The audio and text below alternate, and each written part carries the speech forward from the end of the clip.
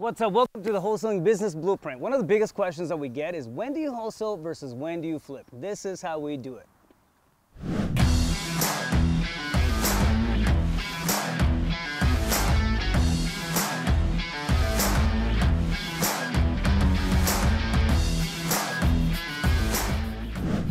All right, so one of the biggest questions that we get is when do I wholesale and when do I flip?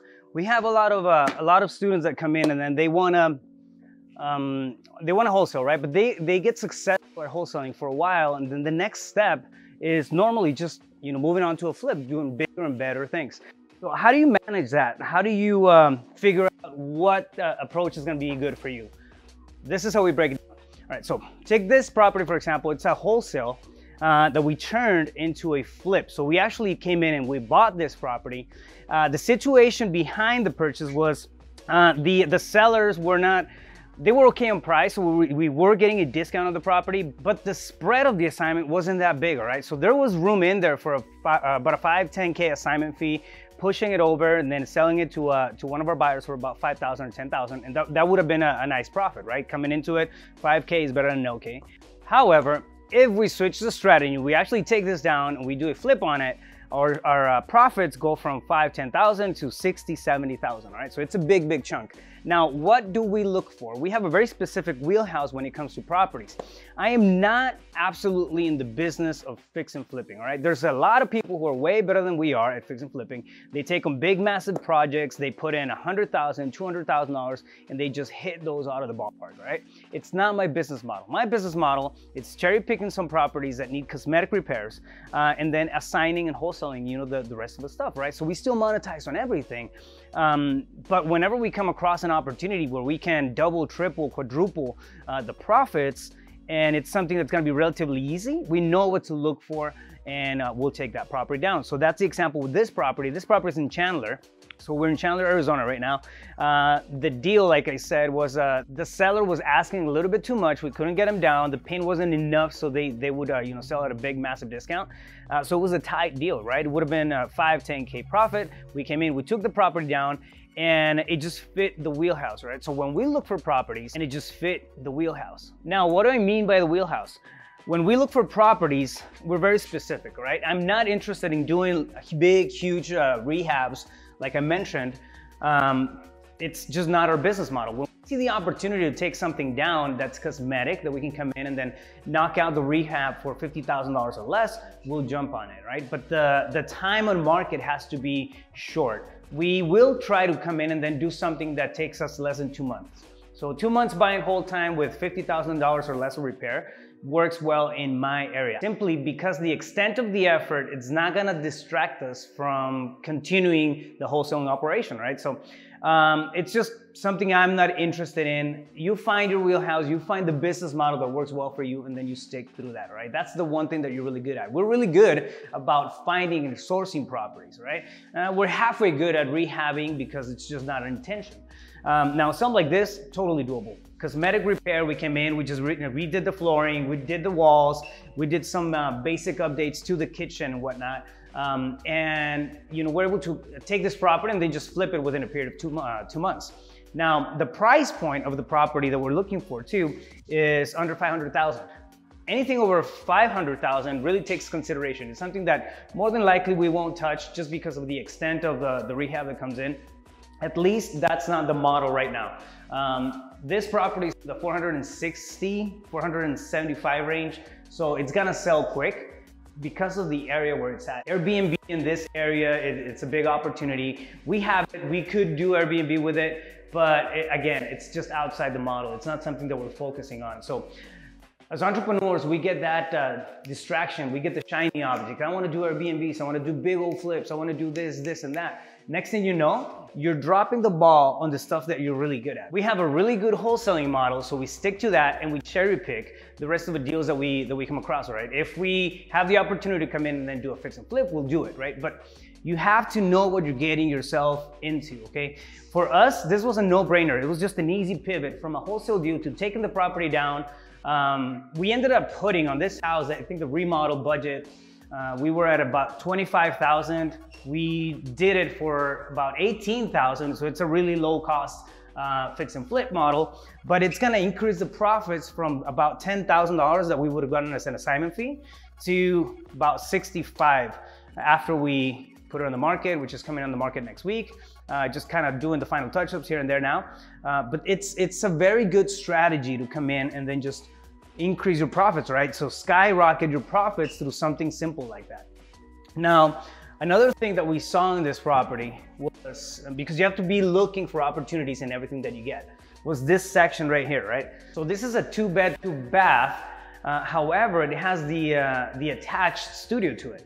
So this is an income generating opportunity for somebody who's gonna come in and buy it and keep it as a buy and hold, keep it as an Airbnb. You know, they can do something real good with this property, but we saw that opportunity. We know we can come in and push it, and it's not gonna last too long in the market. We are coming into this flip, this basic cosmetic flip in which a turnaround is gonna be about a month from the close of escrow. We did the rehab and then putting it back on the market. And it's gonna ramp up about a $60,000 profit as opposed to a 5 to 10K that would have gotten an assignment. Again, but we're studying the area. We know how the area behaves. We know it's a property that it's in the buy box. We know the amount of rehab that it's gonna take to get this property done because we know the area, we've done rehabs, and it's just a cosmetic flip. It's not something that's terribly, you know, intensive to handle as a fix and flipper. Now, granted, there's stuff that happens when you're coming across a flip. In this property, we had this scenario. You would open the faucet of the sink and then the faucet and the shower would turn on.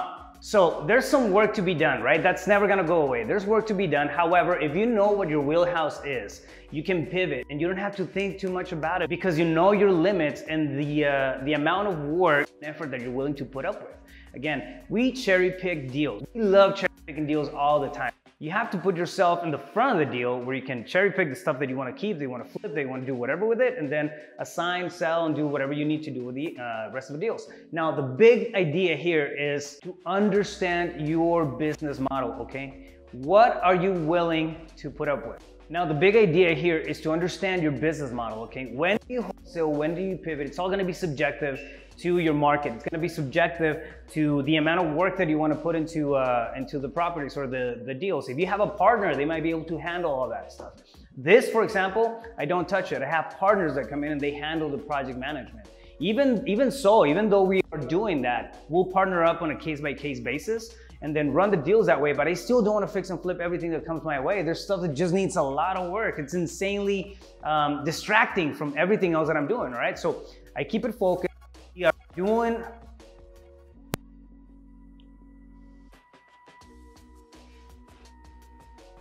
we go heavy on the stuff that we're really good at. We play with the rest of the stuff. We have certain things here and there that we tap into and we use them as ancillaries to our business. We understand our business model. We understand our strengths, right? At this point, what we have is just your regular fix and flip model, which comes in on a regular basis and wholesale everything else that doesn't fit. So we monetize on every deal and we find ways to maximize the return, maximize the profits. At the end of the day, that's what we want, right? We want profits out of a business. So if you get a little bit creative, if you stretch a little bit outside your comfort zone, you're gonna be able to do stuff like this and it's gonna be like nothing. Why? Because you have it built into your business model already, right? So this is just one example of what we do when it comes to a property, when it comes to a fix and flip, and we are trying to make the decision whether to wholesale it or keep it as a rehab project, all right? So know your wheelhouse, understand the scope of work and the amount of effort that you're willing to put into other projects like fix and flip.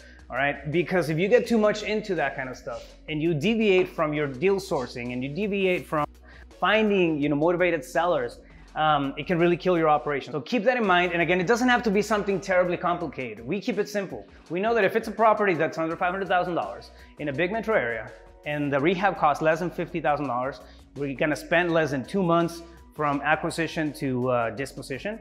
It's something that it's in the ballpark, it's in our wheelhouse. Now it's just a matter of coming in and then looking at the property to see if it really makes sense and the condition is what we're expecting it to be. So as you get more deals through the door and you feel better about expanding your operation, adding more stuff to it, this is one thing that you can come in and do to maximize the profits, all right? Again, it doesn't have to be terribly complicated. It doesn't have to be something that's, you know, that's gonna put you at risk of losing all kinds of cash or give you that stress and lose sleep overnight. It doesn't, all right? You can even partner up with somebody who knows how to do flips if you're not there yet. And they're gonna do a great job, you're gonna split the profits, and then you're still gonna be maximized and creating win-wins left and right, right? So that's how this works. Always look for opportunities within the opportunity, all right? Look for deals within the deal. What else can you do? If this is not happening, you know, it's a straight up wholesale assignment, what else can I do? How can I pivot? How can I monetize this lead? How can I monetize this deal and maximize the return, maximize the profits? There's many ways of doing that kind of stuff, right? Keep your feelers out for opportunity because it shows up in different ways, all right? Subscribe, like, and share. Stay focused. You got this.